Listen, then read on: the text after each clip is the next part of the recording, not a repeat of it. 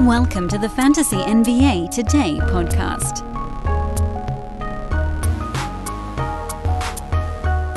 Had an idea for the next couple of days here during this All-Star break week. And it involves predictions for next fantasy season based on what we've seen so far this year as it pertains, in general, to draft night. So today, I bring you Dan's predicted all overdrafted list based on October to February of this 21-22 NBA campaign. Welcome to Fantasy NBA Today, everybody. I am the aforementioned Dan Bespris. You can follow me on Twitter at Dan Bespris. I know, probably should add an easier last name. You can also just Google search Dan from Hoopball. That's still the easiest way. Yes, sadly, easier than Dan from Sports Ethos. That hasn't really caught on in the Google algorithms yet. It's DanBesbris if you just want to spell it. You can also find it in the description of the podcast. A link to the Twitter handle there as well. This is a Sports Ethos presentation. That's sportsethos.com and Ethos Fantasy BK. BK for basketball. So, there's no massive rush on this type of thing, and it might change between now and the end of the regular season, and it might even change between the regular season's conclusion and the end of the playoffs, depending on how some things shake out. But based on a few things that we've seen this year, guys that I believe that are perhaps, maybe they were slipping a little bit, and now have blasted back up the board, and guys that I think are going to get overdrafted next year. And the king of them, and I'll try to work my way kind of down through the list, almost chronologically here. And we're not going to go too far down the board because, like, what's the point of talking about somebody who's going to be overdrafted in the 70s? And if you miss with your 6th-round pick or your 7th-round pick, it doesn't really change what your team's going to be able to accomplish on the year all that much. We're talking about guys that are going to get drafted in the top 25, 30, 40 even, based on this year, where maybe that doesn't make the most sense. That's not a really good way to set it up, but let's just start doing it and we'll work our way through. And the number one player, I believe, that's going to get drafted too high next year is LeBron James. Because no one is going to swing the pendulum farther than Bron. He's already the ultimate public favorite, and that's a big public hit this year, by the way, because analysts were largely fading LeBron after last season. It seemed like he was trending the wrong way. This year, his free throw percent is back up a little bit. Everything is just great. He's played a ton of center with Anthony Davis missing massive swaths of the season due to injury. Everything that could go right for LeBron is going right this year. And really only the assists are down because he's had to do so much of the other stuff himself anyway. But after hanging out, I mean, he's had seasons like top 10 per game NBA seasons lately with the free throw percent down. Number 3 on a per game basis this season, because of the massive uptick in threes in particular, is a big one while still shooting 52% from the field. And the big jump back up to not that horrible in free throw percent. He's no longer a punt free throw guy. That's a huge change. But now, depending a little bit on what happens in the offseason, he's probably going to start getting drafted in the top 5 again, which to me is perhaps putting too much emphasis on this season and not enough emphasis on a very shallow but notable trend line for him of a bunch of things kind of going the wrong way. He's older. He's basically inhuman with the way that he's aged as slowly as he has, but he's a guy, to me, that when you look at the numbers, I mean, 3 3-pointers a game while still shooting 52%. It's a lot of that is just what an unbelievable truck he is going to the rim. Some of those things, little by little, are going to start to fade. Do the rebounds peel off a tiny bit? The scoring almost has to peel off a little bit. Kind of have to see what situation he's in next year before you make a call on that. And the 75% foul shooting, does that hold? I mean, we're already seeing it's actually come down a little bit here over the last month and a half. Hard to complain. Not really what that was. More just an notable that he's at 71% over the last month after hanging out up in that 77, 78% for most of the season prior to that. So even over the last month, where the free throw number is back down closer to where he was in seasons past, he's still sitting at number 9, which to me is probably maybe a more accurate assessment of where he ought to be. That LeBron should probably be a guy who gets targeted near the turn next year, but I believe because he's been so good this season, because the dialogue on the Lakers has been how terrible Russell Westbrook has been and how injured Anthony Davis has been, all of the positive stuff on LeBron is going to shuffle him way up the board, and he's going to be going there in the top 5 with Jokic and Steph, Bron, probably Embiid are most like, I would guess, your top 4 for next year in some order. Jokic probably first, based on the fact that he's boat racing the field again this year. I'd love to say he's going to go too early, but nothing is too early for Nikola Jokic. And then I don't think the rest of these guys have the numbers to back up a claim to get into that top 4. Outside of a potential punt build. We're not talking about that right now. So LeBron, to me, is perhaps one of your big overdrafts for next season, which is a shame because basically this was your year for value LeBron. It's not a common thing for Bron to be a value guy on draft night, but he did turn out to be one this season, and this is probably the window, which is another element to this whole process. A lot of folks are going to feel like, crap, I missed my chance to get LeBron on a value. Maybe I can still snap him up next year, but it's going to cost you. Next on the overdrafted list going into next season, I believe, is Donovan Mitchell, who's having a fantastic year at 26 points per game, 4 boards, 5 assists. Steals are up, field goal percent is up, threes were already pretty high. But a lot of what we've seen with Donovan Mitchell is the steals being really high and kind of taking advantage of the fact that so many players this year forgot how to shoot. The fact that he's been actually a tiny bit better year over year, while his usage has stayed pretty similar and the steals have gone up, he might be someone that gets targeted near the turn. But I'm here to tell you that what you're seeing this season is an absolute best-case scenario for Donovan Mitchell on a competitive basketball team.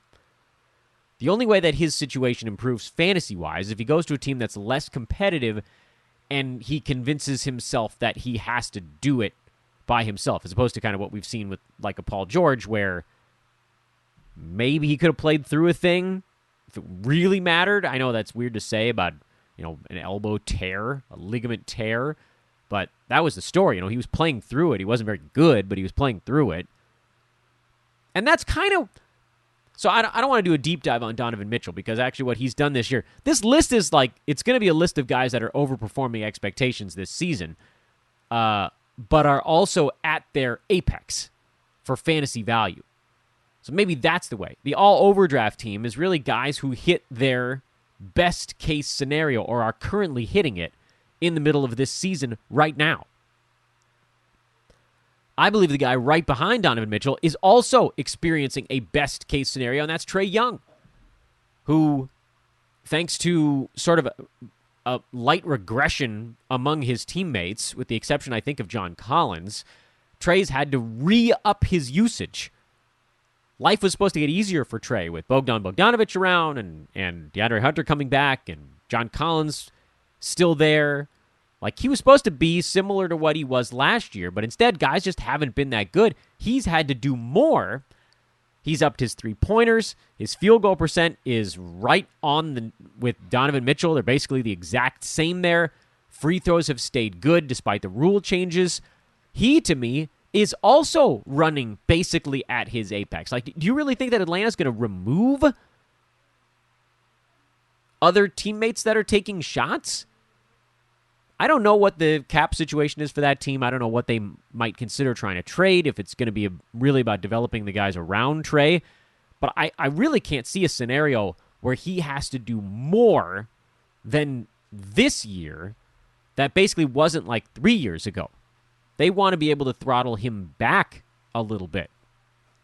That said, he does tend to play through small nagging injuries, which is a reason that you could draft him and kind of accept that maybe he doesn't hit his per-game mark where you take him. Like, he's probably going to get drafted near the turn next season, and this, again, is a best-case scenario, but he might actually get near that spot on a totals basis.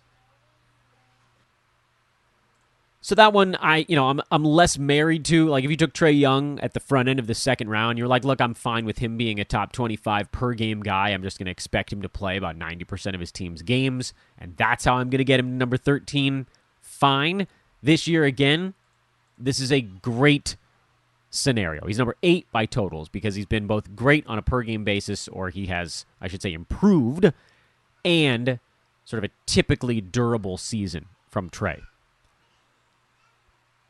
Demar Derozan is going to get overdrafted next year because he's doing something historic, actually, at this exact moment.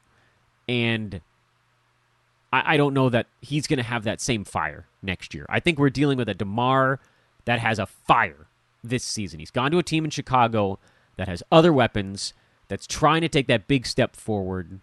Zach LaVine has already talked about how he's really going to test free agency, that he wants to go get what he deserves. Maybe he ends up back in Chicago, and maybe this team kind of runs it back. But I don't think there's ever going to be a moment where DeMar is as focused and as dedicated as he is this season.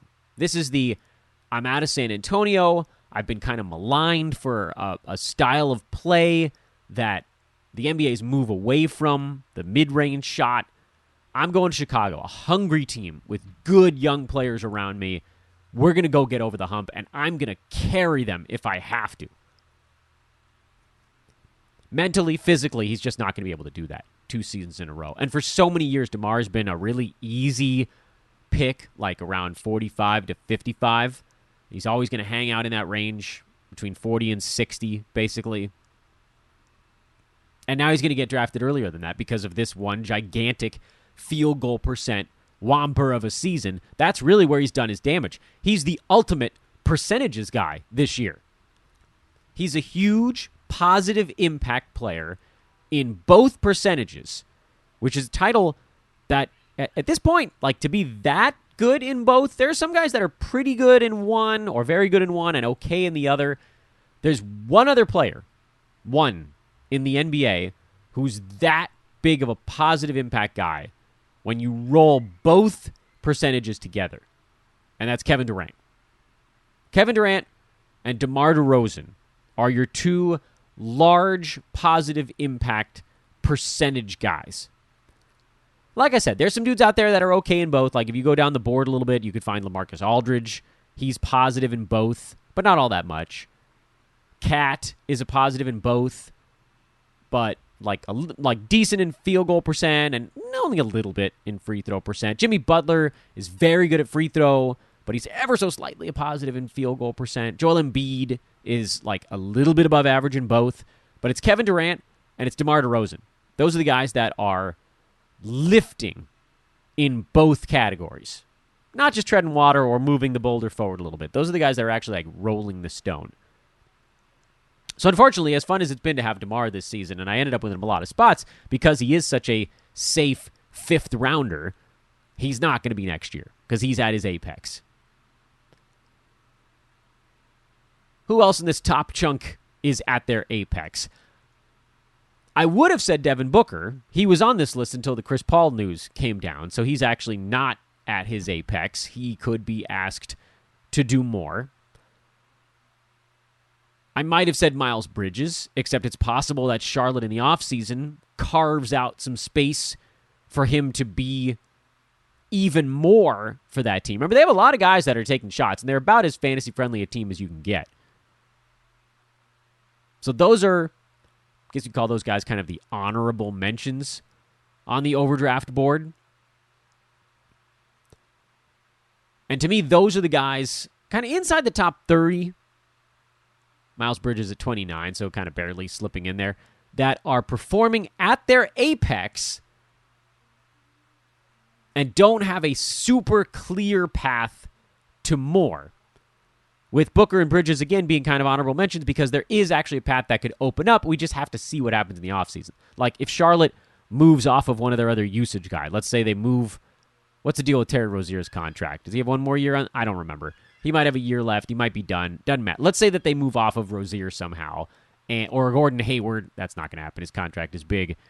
And it just clears out another shot and a half for Miles Bridges. He goes from 15.5 shots to 17 shots. That's how he actually could go higher. We can't make that prediction. We don't know what the offseason is going to bring. The rest of the names that I just talked about over the last, 15 minutes, are guys where it would have to be a huge surprise for them to move into a better statistical spot than they are right now. LeBron James with his teammates hurt half the season, playing center.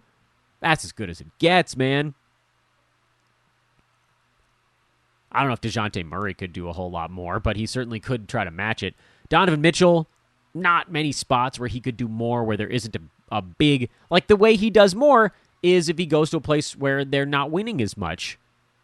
Because right now, the usage guys around him are Bojan Bogdanovic and Mike Conley. Of course he's taking 20 shots a game. Those guys are fine offensively, but they're not... Conley's not the creator he was when he was younger, and Bojan's not really a creator at all. A little bit. Get to the free throw line. Poor man's Danilo Gallinari, basically. Slightly stronger. Rudy's not taking many shots. They don't have to worry about a big man hucking it up there. Jordan Clarkson's their second usage guy, and he basically plays when Donovan's not on the floor. Trey Young? What could they possibly take away? There's not another usage guy with him on that team. None of those guys is an alpha.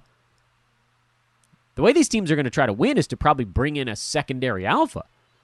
I don't see them move. Like, who cares if the Hawks unload another wing? They have wings that don't need the basketball for days on that team. Life's not going to get easier. Easier, I should say. Life's not going to get more fantasy juicy for Trey than it is right now.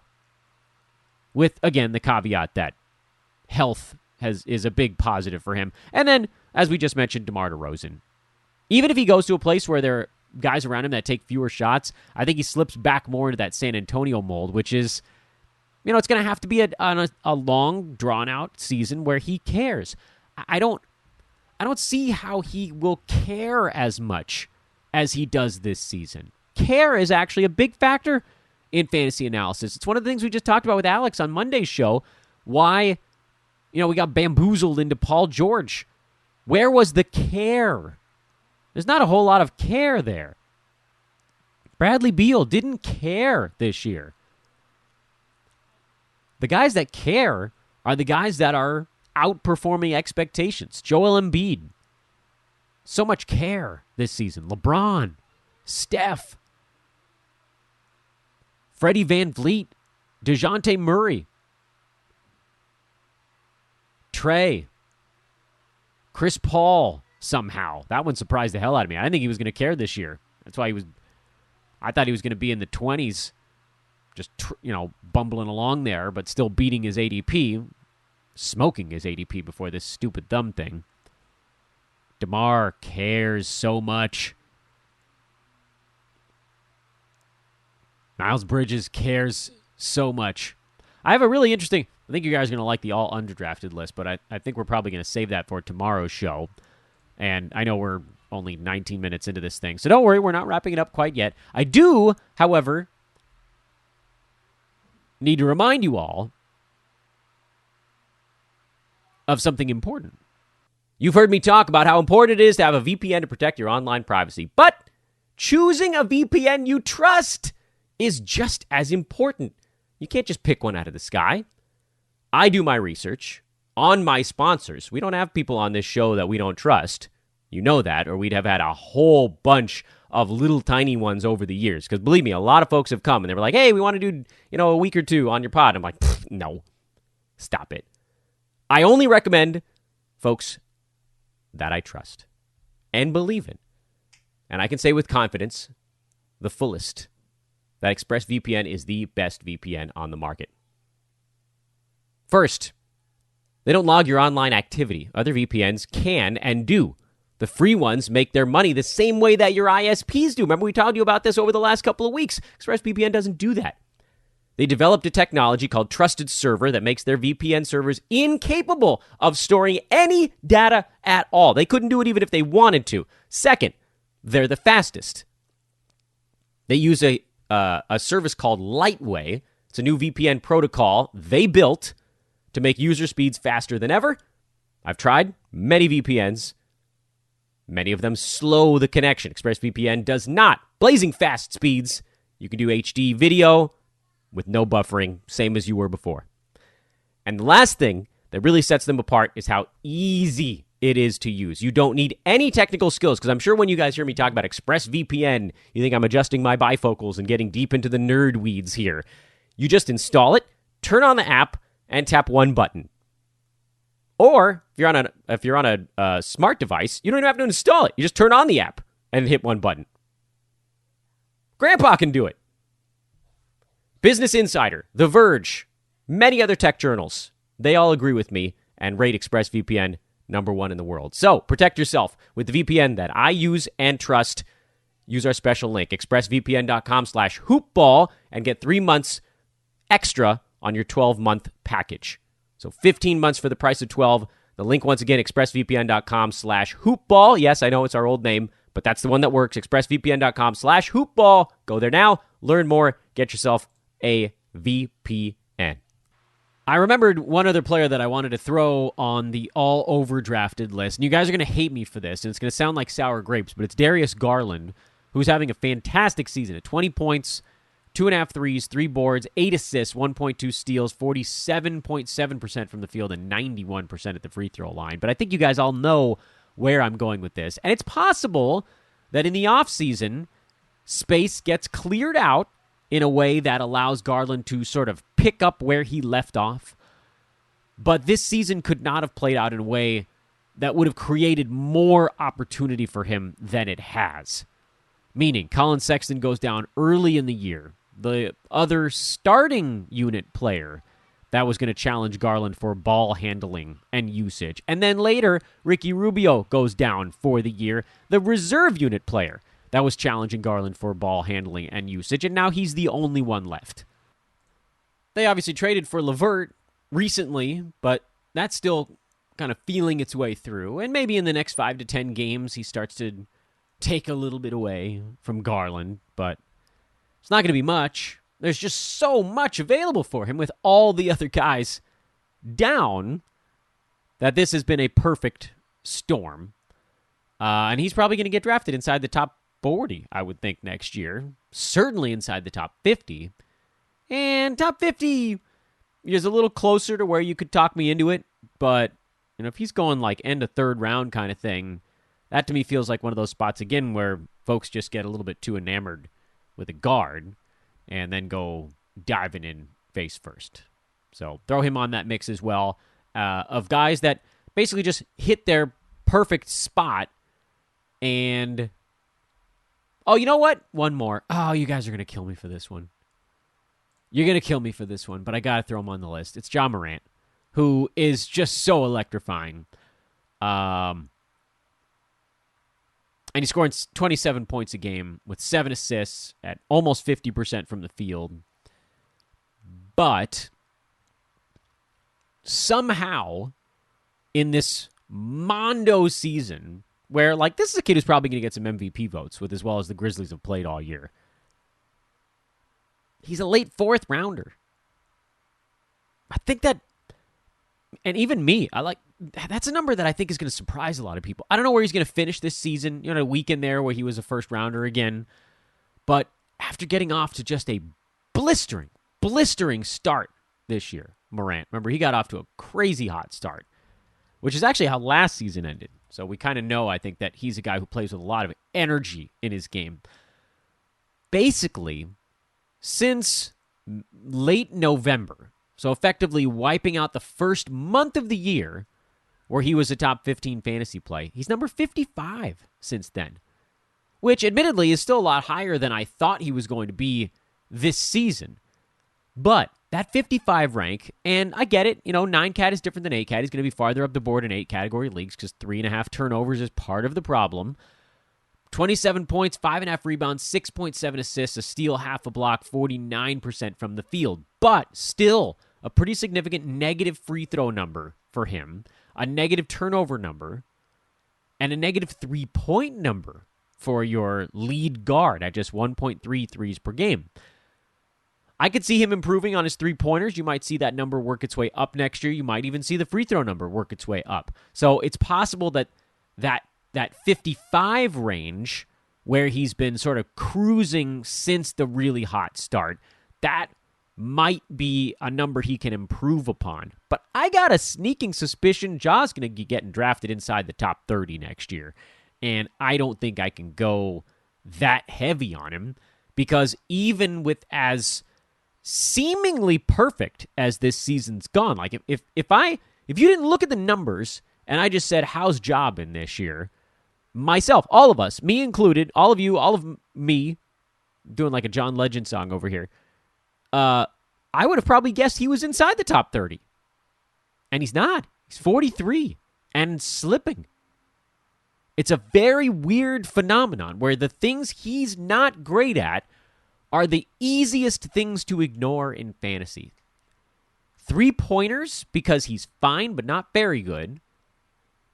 Free throw percent, which doesn't look that bad at 75 and change, but his volume's so big that it makes a big deal. And turnovers. So he's going to be a guy who gets drafted super high in head-to-head leagues where everyone and their mother is punting turnovers. But I like to start at Roto, and then we work from there on this podcast. And as Roto goes, those issues are relevant and evident. I think he probably does improve on the three-pointers and probably does get a little bit better at the foul line for next year. How much, I don't know. It's also possible that his scoring, maybe he doesn't have to do quite as much next season. He probably does. He'll probably still do a lot of stuff. He strikes me as someone who, kind of like Demar Derozan right now, is just going maximum effort every ball game, and that's going to tire someone out. And the Grizzlies have now sort of proven that they're in the mix in the Western Conference. Like, unless they make a massive change in the offseason, if they bring in a big-name guy and it sort of like, okay, it's time, we got to figure this all out again, that's a team that to me feels like they could throw it into cruise control in the regular season as well, where maybe Ja doesn't have to go at 100 miles an hour every single ball game. Would I take him inside the top 40? I would not. Would I take him inside the top 50? I probably would. It's a cutoff. I know, arbitrary a little bit, but maybe I should say, would I take him in the third round? No. Would I take him in the fourth? Towards the end of it? Yeah, I would. But he's going to go earlier than that. I bet he goes on the second, third turn next year. Between 20 and 28, be my guess. And, of course, guards are always going to go early in the all-overdrafted board here on as we look towards, I know, getting ahead of ourselves. We still got to get through the stretch run of this fantasy season. But it's always important to kind of look ahead and start to just jot down, put a little marker next to some of those names we talked about today. Here are guys that are having their perfect storm. And when I say perfect storm, a lot of times that's an expression that gets used to describe when all of the things bad that could happen at the same time. This is actually a perfect storm, as in all of the things that could happen have been perfect. Wiped everybody out, made a big leap forward, got off to a super hot start, whatever things you needed to happen to create that confluence have happened for these guys.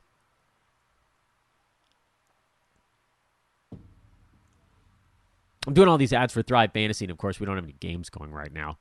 So today, instead, I'm going to remind you all of our buddies over at manscaped.com. They sent me the brand new, and it's going to be for March, so it's not out quite yet. It's a brand new package of items. I don't even think they're on the website right now, which is pretty freaking cool for me. Not as cool for you. What I would say is, you want to get something small? Easy thing, just kind of treat yourself. The shears, the luxury nail kit, solid. Solid. Or you could wait get to March and get the brand new lip balm. They got a little twistable chapstick. It's going to be a great thing you can use a 20% off coupon for. That's Ethos20 to get 20% off and free shipping on your order at manscaped.com. Nice small thing you can pick up there. You can go get some bigger stuff too. They've added 2-in-1 shampoos and conditioners, body wash, toners, shaving gel, exfoliant, deodorant, moisturizing spray. Yeah, that's a thing. Foot deodorant. Portable wipes. Blade refills. All this stuff. Oh, the lip balm is there. Sorry, guys. That's up already. It's a 3-pack. It's a 3-pack for $10.99. You can use your 20% off coupon on that. Take a couple bucks off. Oh, that's solid. It's got a little bit of a minty scent to it, I believe, if I'm not mistaken. Yeah, there it is. Vitamin E, peppermint, eucalyptus oil. It's good stuff. Manscaped.com. Ethos20, the promo code. 20% off and free shipping. Go get yourself some lip balm, you dry-lipped son of a gun. How's that for a weird ad read? Always one-up yourself. That's the goal here on Fantasy NBA Today. All right, you know what?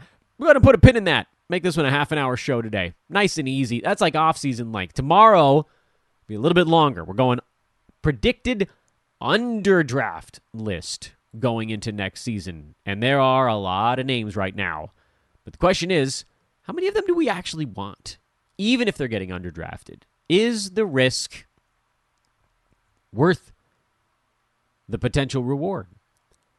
I'll throw one name at you as we sign off on today's show. Paul George. It's going to be wildly underdrafted next year after what everybody's been through with him this season. You could throw Bradley Beal on that mix as well. Is it worth it?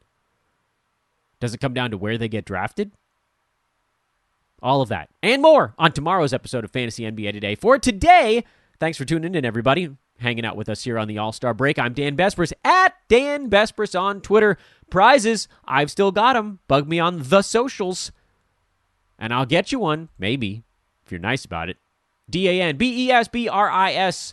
Go to sportsethos.com. Go check out what they got going on over there as well. And Ethos Fantasy BK. Have a delightful Wednesday. Rumble towards the end of February. We'll talk to you Thursday morning. So long, buddy.